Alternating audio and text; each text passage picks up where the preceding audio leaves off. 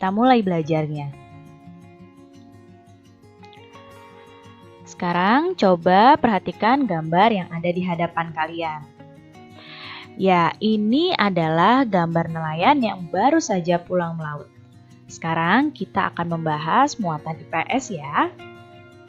Jadi ini gambar nelayan yang baru pulang dari melaut. Nah, biasanya para nelayan pergi ke laut itu tidak sendirian, tapi pergi secara berkelompok pada malam hari dan pulang keesokan paginya. Nelayan ini ketika pergi melaut dan kembali ke darat memanfaatkan peristiwa angin darat dan angin laut yang kemarin sudah kita pelajari ya. Manusia dengan alam itu tidak dapat dipisahkan. Alam menyediakan segala kebutuhan manusia dalam bentuk sumber daya alam. Nah, manusia memanfaatkan sumber daya alam tersebut untuk bertahan hidup. Lingkungan laut itu juga memiliki potensi yang sangat besar. Potensi laut dapat dimanfaatkan oleh masyarakat untuk kegiatan ekonomi. Dari kegiatan ekonomi, masyarakat dapat memenuhi kebutuhan hidupnya sehari-hari. Berikut ini beberapa contoh pemanfaatan potensi laut oleh masyarakat. Yang pertama contohnya, pemanfaatan potensi laut itu dilakukan oleh nelayan. Ya, jadi nelayan menangkap ikan di laut. Kemudian potensi laut yang berikutnya dimanfaatkan oleh para pembuat garam. Ya, jadi para pembuat garam ini memanfaatkan panas dari sinar matahari untuk menguapkan air yang ada pada garam sehingga menjadi kristal garam. Nah, kalau pada nelayan ini memanfaatkan potensi laut itu dengan berbagai teknik ya ketika menangkap ikan. Ada yang memancing, menjala, menjaring, memanah, dan juga menombak. Ya. Tahukah kamu ada hal yang unik pada tradisi nelayan di Desa Lamalera, Nusa Tenggara Timur, dan juga di Pantai Malo, Sulawesi Utara? Tahukah kamu apa tradisi tersebut? Ya, sekarang coba lihat dulu nih gambar yang ada di hadapan kalian. Kira-kira apa ya yang sedang ditangkap oleh nelayan ini? Ya, nelayan ini sedang menangkap paus. Jadi, tradisi unik yang ada di Desa Lamalera adalah menangkap paus atau tradisi berburu paus. Nah, akan tetapi di sini mereka hanya memburu paus yang sudah tua saja. Paus yang masih muda ini akan mereka kembalikan ke laut lepas. Daging dan minyak paus yang berhasil ditangkap kemudian akan dibagikan ke seluruh warga desa.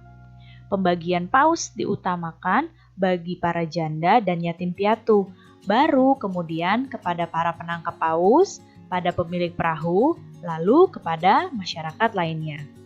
Jadi, tradisi ini merupakan tradisi yang unik ya, yang ada di Nusa Tenggara Timur. Kemudian tadi tradisi unik berikutnya ada di Pantai Malo. Ya, di sini bisa kalian lihat ada gambar di pantai dan ada seperti janur kuning ini. Nah, jadi ini namanya Festival Manee, merupakan tradisi adat untuk penangkapan ikan yang biasa dilakukan di Pantai Malo, Sulawesi Utara. Di sini, hari untuk pelaksanaan festival diputuskan melalui musyawarah.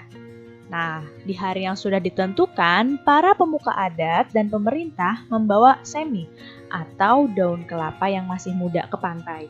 Nah, bisa kalian lihat ya di gambar ini daun kelapanya. Lalu mereka beramai-ramai menariknya ke sepanjang mungkin ke arah laut, hingga membentuk sebuah kolam. Nah, ketika ikan-ikan sudah berhasil terperangkap dalam semi, masyarakat pun mulai menangkap ikan-ikan tersebut.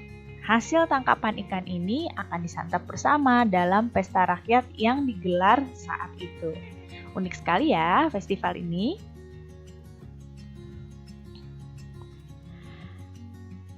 Setiap orang memiliki hak dan kewajiban dalam kehidupannya sehari-hari. Begitu juga dengan nelayan. Tahukah kamu apa haknya nelayan? Ya, haknya nelayan adalah menekuni pekerjaannya sebagai nelayan. Dan tahukah kamu apa kewajibannya nelayan?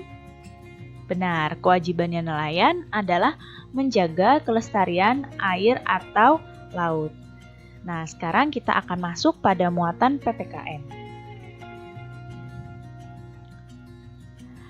Lalu, apa saja ya hak dan kewajiban kita sebagai warga negara Indonesia?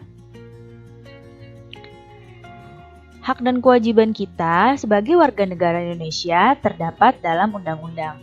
Berikut ini beberapa hak sebagai warga negara Indonesia.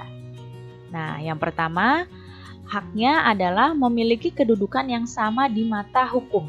Itu ada di pasal 27 ayat 1. Kemudian, berhak atas pekerjaan dan penghidupan yang layak. Ini pasal 27 ayat 2. Kemudian, berhak dalam usaha pembelaan negara. Ini pasal 30 ayat 1. Kemudian, hak berikutnya, hak untuk berserikat dan berkumpul dan mengeluarkan pendapatnya. Pasal 28. Hak yang berikutnya, bebas untuk memilih, memeluk, dan menjalankan agama dan kepercayaan yang masing-masing. Pasal 29 ayat 2. Kemudian, berhak juga untuk memperoleh pendidikan dan pengajaran. Pasal 31 ayat 1. Dan berhak untuk mempertahankan wilayah NKRI dari serangan musuh. Ini pasal 30 ayat 1. Jadi ini adalah beberapa hak kita sebagai warga negara Indonesia.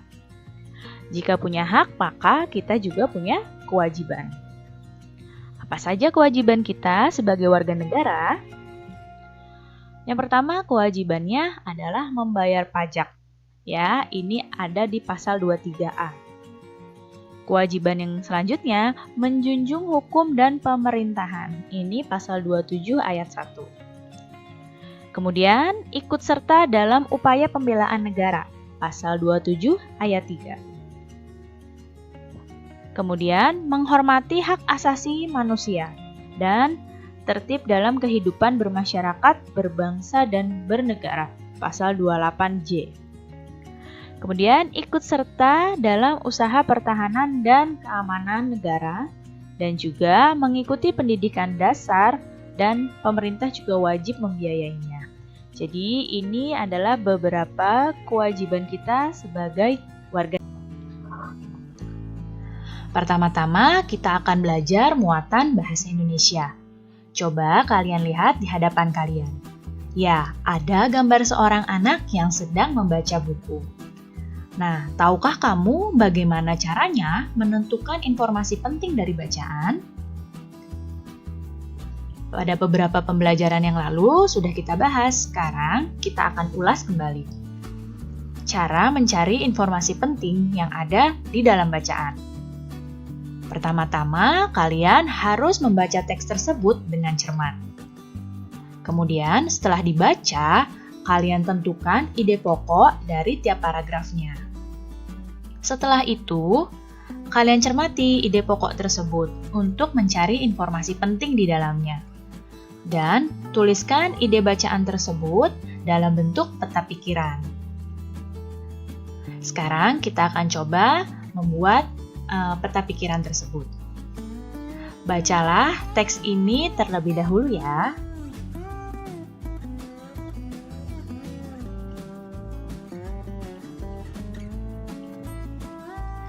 Ya, jika sudah selesai membaca, kita akan menentukan informasi penting dari teks ini. Pertama, di kotak pertama, kita akan menuliskan judulnya, yaitu Kehidupan Nelayan. Nah, kira-kira apa ya ide pokok dari paragraf pertama? Ya, ide pokok paragraf pertama adalah atau informasi penting yang ada di paragraf pertama adalah Indonesia merupakan negara kepulauan, sehingga banyak penduduknya yang bermata pencaharian sebagai nelayan. Sekarang kita akan tentukan informasi penting pada paragraf kedua. Ya, informasi pentingnya di paragraf kedua adalah hidup nelayan bergantung dari laut dan hasil tangkapannya juga ditentukan oleh cuaca. Jadi, seperti ini ya, membuat peta pikiran yang berisikan informasi penting dari teks. Sekarang, coba kalian lihat gambar yang ada di hadapan kalian. Ya, ini adalah gambar nelayan yang baru saja pulang melaut. Sekarang, kita akan masuk pada muatan IPS. Nelayan itu berangkat melaut pada malam hari dan dini hari. Jadi, mereka melaut ke tengah laut dan mereka menebarkan jala untuk menangkap ikan. Nah, ketika mereka sudah selesai menangkap ikan di laut, mereka kembali ke pantai pada siang hari. Nah, ketika kembali ke pantai, mereka akan disambut oleh para nelayan lain untuk membantu menggeser perahu ke daratan. Jadi, seperti ini peristiwa menggeser perahu ke daratan. Pembangunan ekonomi dan sosial budaya sangat penting bagi kemajuan bangsa kita. Salah satu faktor yang mempengaruhi hal tersebut adalah adanya interaksi antar individu dan kelompok di dalam suatu lingkungan. Salah satu interaksi individu dan kelompok pada masyarakat pesisir adalah jual beli ikan seperti ini. Ya, ini adalah contoh interaksi dalam pembangunan ekonomi, ya, pelelangan ikan. Nah, kegiatan jual beli ikan yang berlangsung ini dapat menciptakan pembangunan ekonomi di daerah pesisir. Sekarang coba perhatikan gambar pelelangan berikut ini. Nah, kira-kira siapa saja ya yang terlibat di dalam kegiatan pelelangan ikan ini dan apa saja peran mereka? Diperhatikan gambarnya. Yang terlibat di dalam pelelangan ikan ini pertama adalah yang ibu beri tanda lingkaran. Ya, ini adalah nelayannya. Nelayan ini terlibat ya dalam pelelangan ikan. Kemudian, yang ibu beri lingkaran lagi ini adalah juru lelangnya. Kemudian, siapa lagi yang terlibat? Ya, yang terlibat berikutnya adalah para pembelinya. Jadi, ini ada beberapa orang yang terlibat dalam pelelangan ikan. Ada nelayan, ada juru lelang, dan ada pembeli. Apa saja ya peran-peran mereka? Nah, sekarang diperhatikan kembali. Tadi yang pertama ada nelayan. Siapa yang tahu apa peran nelayan di sini?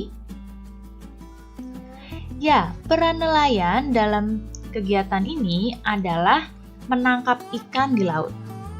Kemudian, apa perannya juru lelang?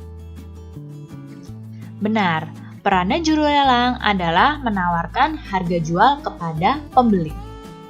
Dan satu lagi adalah pembeli. Apa ya perannya pembeli?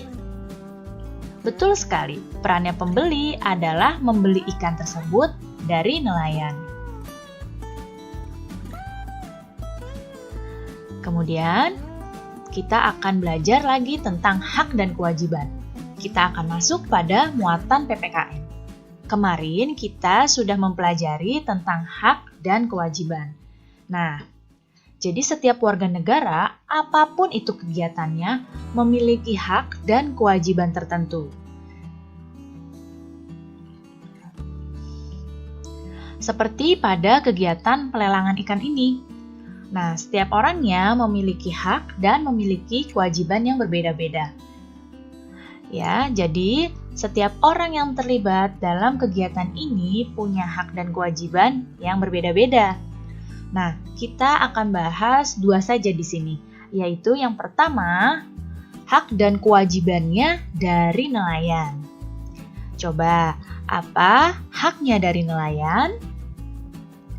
Iya, haknya nelayan adalah mendapatkan uang hasil penjualan ikan.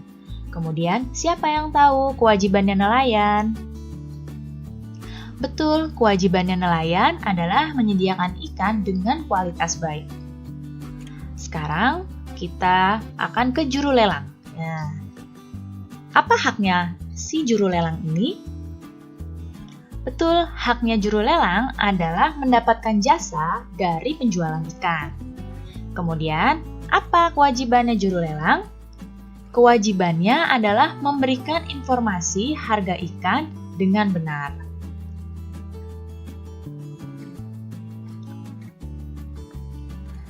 Ingat, dalam pelaksanaannya, hak dan kewajiban kita harus dilaksanakan dengan seimbang dan penuh dengan tanggung jawab.